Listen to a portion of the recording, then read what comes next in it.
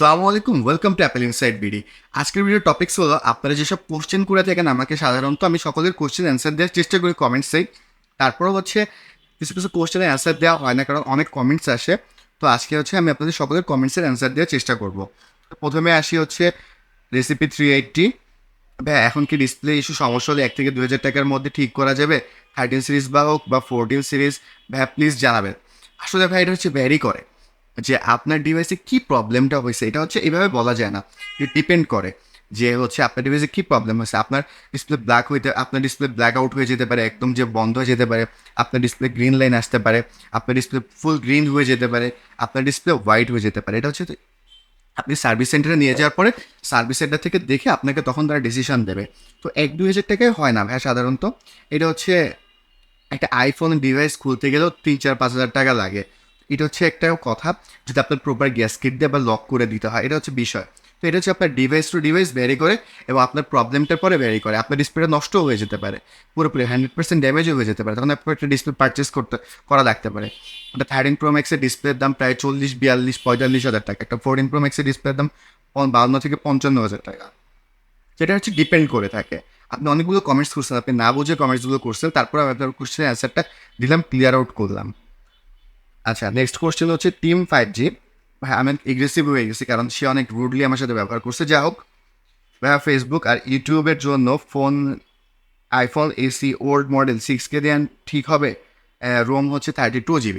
না ভাই, এটা নেওয়া ঠিক হবে না। আপনি 6 হাজার টাকার জায়গায় আপনি যদি 8-10 হাজার টাকা থেকে একটা অ্যান্ড্রয়েড ফোন পারচেস করেন, সেটা আপনার জন্য বেটার ডিসিশন হবে, বেটার আপনি ফিডব্যাকটা পাবেন। কারণ আপনি যদি এসি নেন ওল্ড মডেল, ওটা একদম ব্যাটারি ব্যাকআপ পাবেন না, তারপর ডিসপ্লে ছোটো, আপনি কোনো দিক থেকে স্যাটিসফাইড হতে পারবেন না, খালি খালি কেনা হবে। হ্যাঁ, আইফোন 14-এ অটো আপডেট হয়ে গেছে, ডিসপ্লে চলে গিয়েছে, এটার কারণ এটা কি কোনো সলিউশন রয়েছে? আমি আপনার সাথে যোগাযোগ করতে চাই, কীভাবে যোগাযোগ করবো? আপনার নাম্বারটা কি দেওয়া যাবে? হ্যাঁ, পার্সোনালি এইভাবে নাম্বারটা যদি আমার অ্যাবাউটে আমার হোয়াটসঅ্যাপ নাম্বারটা আছে, আপনার আমাকে কল দিবেন না ওই নাম্বারে, আপনার আমাকে হোয়াটসঅ্যাপ করবেন। যদি কোনো ডকুমেন্টস শেয়ার করার থাকে, দ্যাট মিনস কোনো ছবি বা ইমেজ, যদি কোনো প্রবলেম হয়ে থাকে, এছাড়া আপনার যদি কোনো কোশ্চেন থাকে, আপনার আমাকে এখানে কমেন্টস করবেন, আমি এখানে কমেন্টসে রিপ্লাই দেওয়ার চেষ্টা করবো। আর আপনারা যদি দেখেন যে আমি রিপ্লাই দিচ্ছি না, আপনারা আবার কমেন্টস করবেন, নতুন করে কমেন্টস করবেন। আর একটা কমেন্টসের রিপ্লাই মেসেজের মতো করে যদি রিপ্লাই আসে, অনেক সময় আমার কাছে নোটিফিকেশন আসে না, তো যার জন্য আমি সবাই রিপ্লাই দিতে পারি না। তারপরে একটা ভাই কমেন্টস করছে যে 14 Pro Max যে ব্ল্যাকলিস্টের ইস্যুর জন্য যে ওয়ারেন্টি আছে, এখন আমি কি এটা ব্যাক দিতে পারবো? হ্যাঁ, ওয়ারেন্টিটা বিষয় না, বিষয়টা আপনি ব্যাক দিতে পারবেন। আপনি ব্যাক মানে কি, আপনি রিটার্ন করতে পারবেন। রিটার্ন করলে আপনার ইয়ে আসবে, আপনাকে অনেক টাকা ড্যামারেজ গুনতে হবে। আপনি যেভাবে আছে আপনি ব্যবহার করতে থাকেন, কোনো প্রবলেম নাই। হ্যাঁ, যারা আইফোন 14 Pro Max নিউ নিতে চাচ্ছে, বিএইচ তারা নিউ ফেসবুক ইউজার, উপায় কীভাবে ফ্লো করবে, কীভাবে এভরিথিং নিয়ে একটা ভিডিও করেন যে কীভাবে কিনবে, কীভাবে চেক করবে।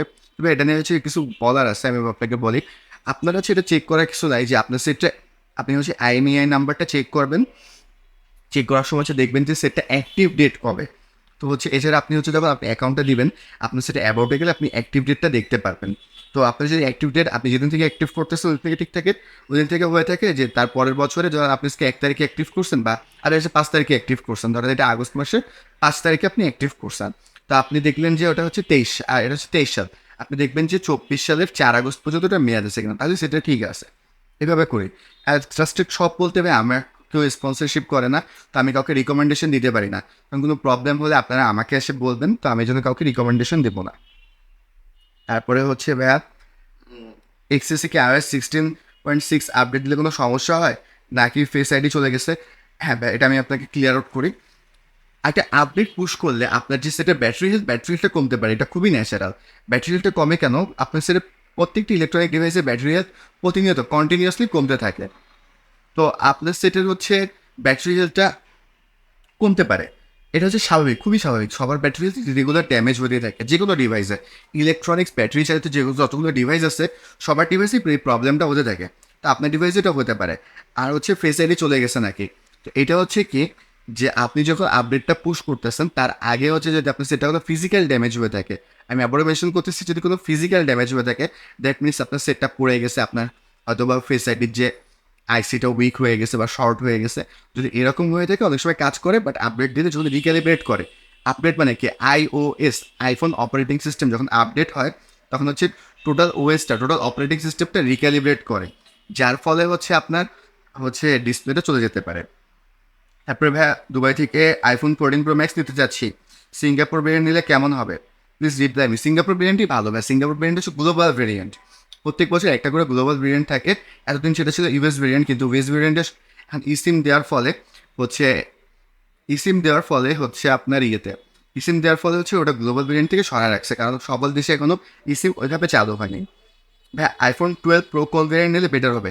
হ্যাঁ, আইফোন 12 প্রো হচ্ছে আপনার ইউএস ভেরিয়েন্ট নিলে বেটার হবে, কারণ আপনি সব ভেরিয়েন্টই সেম, অলমোস্ট সেম। 19-20 খুবই মাইনর পার্থক্য আছে, যেমন জাপান ভেরিয়েন্টের শাটার সাউন্ড হয়, বাট আপনি বাইরের কান্ট্রিতে আসলে সেম। সব ফোনই একই জায়গায় ম্যানুফ্যাকচার হয়, সবই সেম, সবই কোয়ালিটি কন্ট্রোল সবই সেমভাবে হয়। কিন্তু ইউএস ভেরিয়েন্ট একটা মিক্স আছে আমাদের দেশে, তবে আপনি ইউএস ভেরিয়েন্টটা নেওয়ার চেষ্টা করবেন। ইউএস ভেরিয়েন্টটা নিলে হচ্ছে আপনি রিসেল ভ্যালুটা ভালো পাবেন। তারপর একটা ভাইয়া লিখছে যে বড় ভাই আমি সৌদি আরবে আছি, এখানে আমি আইফোন 14 প্রো ম্যাক্স নিতে চাচ্ছি, অফিসিয়াল ফোনটা নিব নাকি আনঅফিসিয়াল ফোনটা নিব? ভেরিয়েন্ট ভেরিয়েন্টটা বেশি ভালো, কোন ভেরিয়েন্টটা বেশি ভালো সিদ্ধান্তটা নিতে পারছি না, যদি সঠিক পরামর্শটা দিতেন আমার জন্য ভালো হতো। হ্যাঁ, সৌদি আরবে আমি যতটুকু জানি যে ওরা অফিসিয়াল ডিভাইস সেল করে, তো হচ্ছে আপনি যদি আনঅফিসিয়াল পারচেস করতে পারেন তাহলে দ্যাটস ওকে।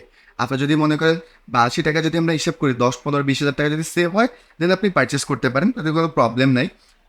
তবে আমার যতটুকু ধারণা, আমার জানা মতে যে বাইরের যে মানে সেকেন্ড ওয়ার কান্ট্রি যেগুলো, তো হচ্ছে যারা উন্নত দেশ, যেটা মেন করতে যাচ্ছি, উন্নত দেশগুলোতে হচ্ছে আপনার ওয়ারেন্টিগুলো, আপনি ওদের সার্ভিস সেন্টারে গেলে আপনি যে কোনো ডিভাইসে যদি আপনার ওয়ারেন্টিটা থাকে, আপনি ওয়ারেন্টিটা ক্লেম করতে পারবেন আপনার ডিভাইসে যদি কোনো প্রবলেম হয়ে থাকে। তারপরে ভাইয়া আইফোন 13 থেকে শুধু 13 মডেলে কি সিনেমেটিক ভিডিও করা যাবে? জি ভাইয়া যাবে, শুধু না 13 নর্মাল মডেলে করা যাবে। তারপরে ভাই আরেকটা কমেন্টস করছে যে 4K 30 FPS ভিডিও শ্যুট করা যাবে। তারপরে আমি হ্যাঁ 30 FPS 4K 30 FPS শ্যুট করা যাবে, 30 FPS করা যাবে। ভাই আমার এখন একটা ভীষণ ভয় লাগতেছে, আনফর্চুনেটলি আমি গতকাল iPhone 14 pro max Singapore variant purchase করি, অ্যান্ড আজকে আপনার ভিডিওটা সামনে আসলো, আমার সত্যি অনেক ভয় লাগতেছে। তো ভাই আমার বিষয় হচ্ছে, আমি আপনার কোশ্চেনটা বুঝতে পারছি। আমার একটা ভিডিও আছে যে 6টি কাজ ভুলেও করবেন না, তা আপনারা ওইভাবে করে মেনটেন করবেন, আশাবাদী আপনাদের ডিভাইসে কোনো প্রবলেম হবে না। তারপর আইফোন 11 বাইপাস করতে কত টাকা লাগবে? ভাই আমার কোনো আইডিয়া নাই। আনঅফিসিয়াল আইফোন কোন জায়গায় ভালো পাওয়া যাবে? ভাই সবগুলোই আনঅফিসিয়াল আইফোন, আমাদের দেশে যা পাওয়া যায় হচ্ছে সবই আনঅফিসিয়াল আইফোন, দুই একটা জায়গা ছাড়া। যেমন গ্রামীণ ফোন অফিসিয়ালি সেল করে, কিন্তু হচ্ছে আপনি ওটা একটু মিক্সড রিয়েকশন আছে, ওটা নিয়ে ইন ডিটেলস ভিডিও করা যাবে, ভিডিও করা আসছে আমার অলরেডি, আপনারা ভিডিওটা দেখে নিতে পারেন যে অফিসিয়াল আনঅফিসিয়াল। তো হচ্ছে আপনি হচ্ছে আনঅফিসিয়ালি পারচেস করবেন। আর আনঅফিসিয়াল কোন জায়গায় ভালো পাওয়া যাবে? আপনাকে যেখানে কম প্রাইস অফার করবে, এবং আপনাকে একটা বিষয় এনশিওর হয়ে নিতে হবে যে আপনারা 1 বছর তাদের ওয়ারেন্টি প্রোভাইড করবে কিনা। 1 বছরের মধ্যে ডিভাইসটা ফল্ট হলে তারা যেন বাইরে পাঠায়, ওয়ারেন্টিটা ক্লেম করে এনে দেয়। এতটুকু যদি তারা এনশিওর করে, তবে সেই স্টোর থেকে আপনার পারচেস করা উচিত হবে। দাদা এবার হচ্ছে একজন কমেন্টস করছে, দাদা কোন ভেরিয়েন্টের আইফোন কিনলে ডিসপ্লে ইস্যুটা হবে না?